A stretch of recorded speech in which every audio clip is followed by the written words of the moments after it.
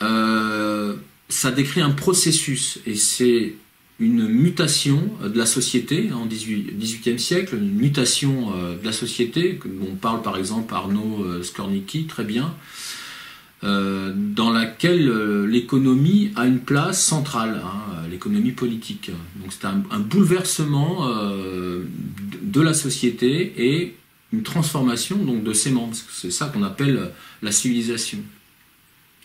Donc c'est une mutation totale, un basculement d'une société à une autre. Et à partir d'un moment précis de l'histoire, le mot apparaît, civilisation, qui va décrire ce processus, mais en fait qui reste toujours attaché à ce processus. Hein. Donc s'il y a un choc des civilisations, on peut parler d'un choc de la civilisation, mais pas des civilisations.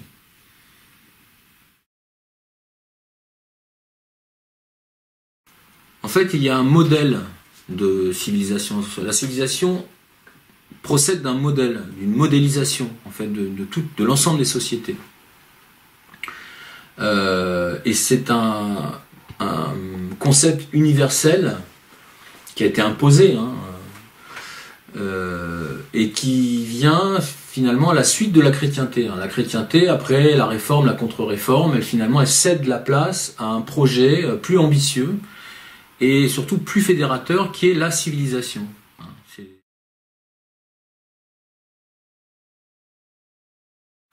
En fait, vouloir civiliser une population, c'est un acte fort, hein, qui est lourd de sens, qui peut être guerrier.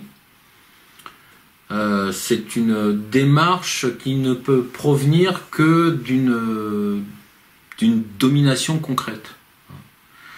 Donc, en fait, si on regarde tous les travaux qui ont été faits sur la civilisation, hein, par exemple ceux de Norbert Elias, on en vient quand même à un constat, c'est qu'on part de la monarchie absolue, hein, d'un régime assez fort, dans lequel va s'insérer une logique économique. Hein. Et c'est vraiment ce basculement-là qui est toujours dominant et qui est caractéristique de la civilisation, c'est-à-dire d'un modèle qui va fédérer toutes les sociétés. Hein. Tout ce qui n'est pas dans le cadre de ce modèle va tomber finalement dans un autre domaine qui peut être celui de la sauvagerie ou de la barbarie ou d'un tas d'autres concepts comme ça qui vont apparaître ou réapparaître hein, de sortie de l'Antiquité pour désigner finalement ce qui est hors de la civilisation. Hein. Comme par exemple le roman de Huxley, Le meilleur des mondes, hein, qui prenait la civilisation et tout ce qui était en dehors de la civilisation, hein, c'était à peu près de l'ordre du néant. Hein.